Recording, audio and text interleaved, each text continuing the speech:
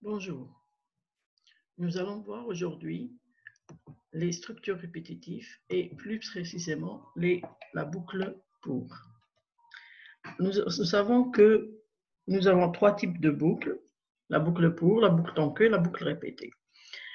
Nous avons déjà vu la boucle tant que dans un cours précédent. On va insister cette fois sur la boucle pour.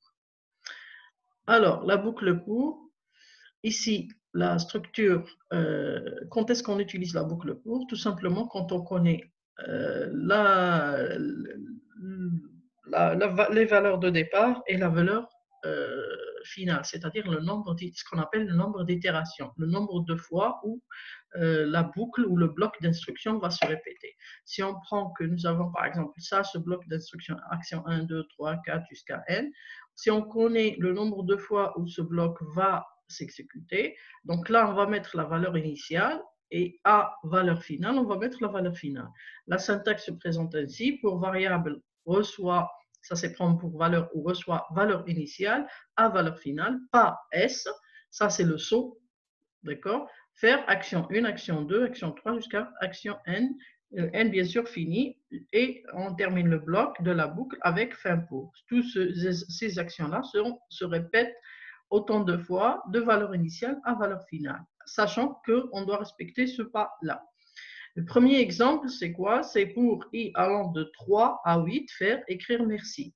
Le i va prendre la valeur 3 et il va afficher merci. Ensuite, 4, il va afficher merci. 5, il va afficher merci. 6, il va afficher merci. 7, il va afficher merci.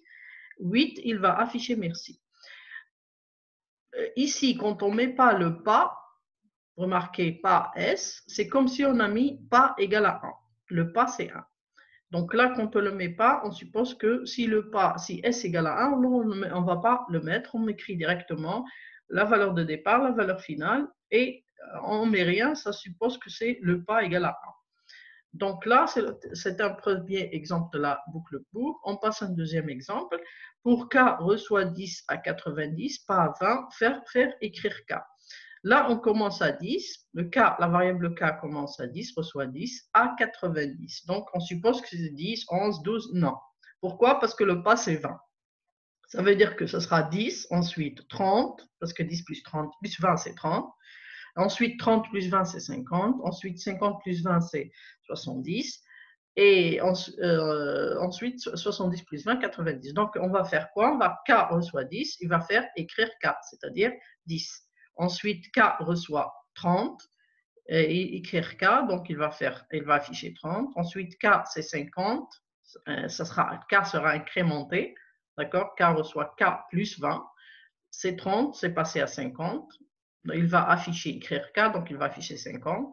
Ensuite, il répète K reçoit K plus 20. Donc, 50 plus 20, c'est 70. Écrire K, c'est 70. Ensuite, K reçoit K plus pas. Le pas, c'est 20. Donc, 70 plus 20, c'est 90. Donc, il va afficher 90. Deuxième exemple, pour K reçoit 17 à 11, pas moins 2. Là, la variable P va prendre 17. Ensuite, P reçoit P moins 2, donc ce sera 15. Il va afficher 15. Ensuite, P reçoit P moins 2, 15 moins 2, c'est 13. Il va l'afficher. Ensuite, P reçoit P moins 2, donc c'est 13 moins 2, c'est 11. Et il va afficher 11. Ensuite, on va voir un premier exemple, écrire un algorithme qui calcule la table de multiplication d'un nombre n. On prend par exemple le nombre n égale à 5. Donc ici, qu'est-ce qu'on va faire? On va faire en principe n fois i égale à r. N, c'est le nombre, i, c'est une valeur une fois égale à 1, ensuite 2, ensuite 3, ensuite. Pourquoi? Parce qu'on fait 5 fois 1 égale 5, 5 fois 2 égale 10, 5 fois 3 égale 15, 5 fois 4 égale 20, et on va continuer jusqu'à 5 fois 10 égale 50. Donc ça, c'est la table de multiplication de 5. On remarque quoi? Pour écrire cet algorithme-là, on va faire la chose suivante. On va faire quoi? Ici, regardez.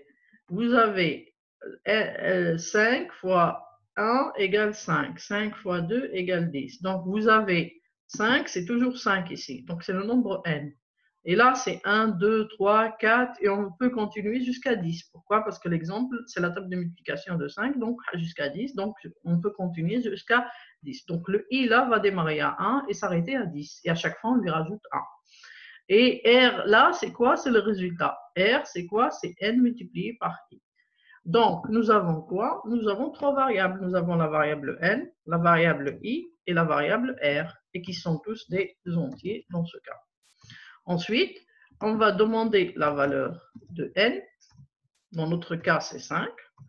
Et on va faire notre boucle pour.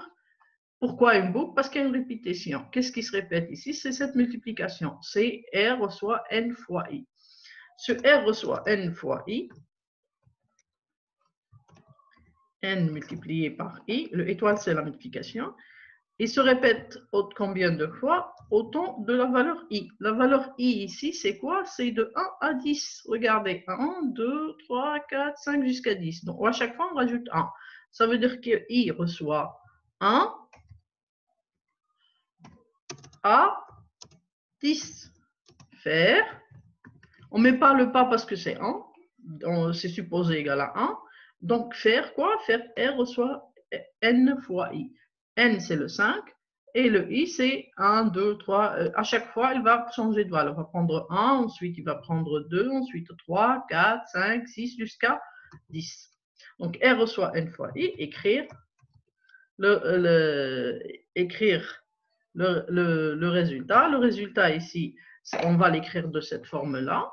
D'accord? Donc, on va dire n, virgule, et on va faire un message pour dire multiplier par i, parce que c'est la valeur de i, là c'est la valeur. Ensuite, un autre message, n fois i égale. D'accord? Ensuite, on va mettre le résultat R. Et ces deux instructions-là se répètent dans la boucle pour. Donc, qu'est-ce qu'on va faire? On va l'écrire dans un bloc fin pour. Donc là, qu'est-ce qu'on fait? On va faire fin pour. Et là, c'est le fin de l'algorithme. Donc là, qu'est-ce qu'on a? Nous avons algorithme calcul. Var n ou i ou r, c'est des entiers. Nous avons trois variables. N, c'est le nombre. Le i, c'est le compteur de 1 à 10, parce que la multiplication, table de multiplication. Et r, c'est le résultat. Donc, lire n pour i reçoit 1 à 10. Faire r reçoit n fois i. Écrire, ça, c'est le message pour écrire cette forme-là. Ça, c'est le n. Ensuite, multiplier. Ensuite, i. Ensuite, égal. Ensuite, le r. Fin pour. Et il va répéter ces deux instructions-là 10 fois. Parce que le i passe de 1 à 10. Donc là, nous avons, qu'est-ce qu'il va faire? Lire n, on va donner 5. I reçoit 1. R reçoit 5 fois 1. Il va écrire 5 fois 1 égale 10. Il passe i égale à 2. 5 fois 2. Il va écrire 5 fois 2 égale à 10. 5 fois 1 égale à 5. Ensuite, i passe 2. 5 fois 2 égale à 10. Ensuite, i passe 3. 5 fois 3. Il va écrire 5 fois 3 égale à 10. Jusqu'à i égale à 10. 5 fois 10. Et ici, c'est 5 fois 10 égale à 50. Et il se termine à ce niveau-là. Ensuite, voilà le résultat. L'autre exemple, c'est écrire l'algorithme qui calcule la somme S égale 1 plus 2 plus 3 plus 4 plus 5. Là, qu'est-ce qu'on fait? On va commencer tout de suite. On va avoir la somme. La somme, c'est 1 plus 2 plus 3 plus 4. On va se dire la somme, d'abord, c'est 1. D'accord? On commence petit à petit, comme un petit enfant, comme un enfant. 1. Ensuite, 1 plus 2, c'est 3. D'accord? Ensuite, ensuite, nous avons cette somme-là. 3, et on lui rajoute 3. Ça va être 6. D'accord? 6. Et ensuite, 6. D'accord? 6. Et on lui rajoute 4. Ça va être 10.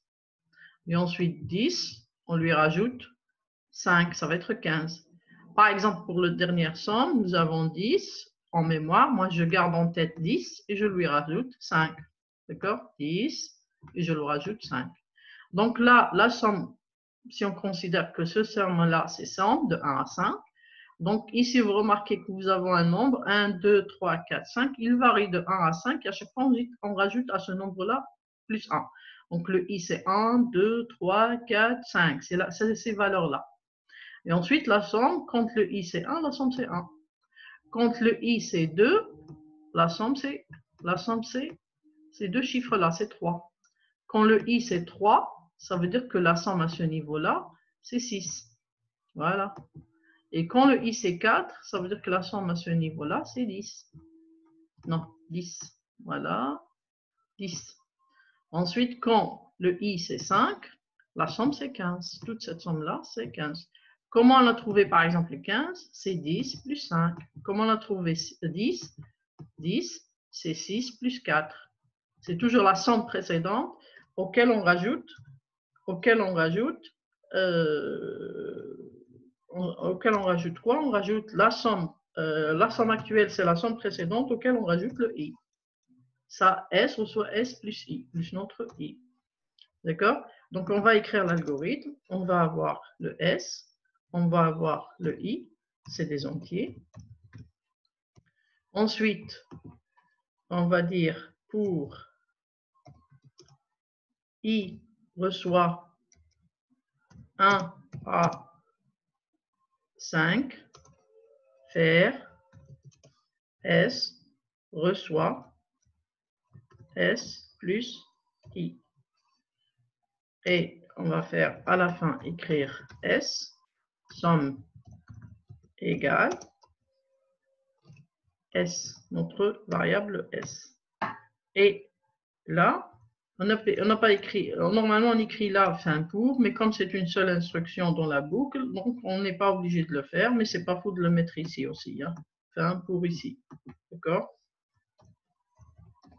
Mais on peut ne pas le mettre, puisque c'est une seule instruction. Ça, c'est en dehors de la boucle pour.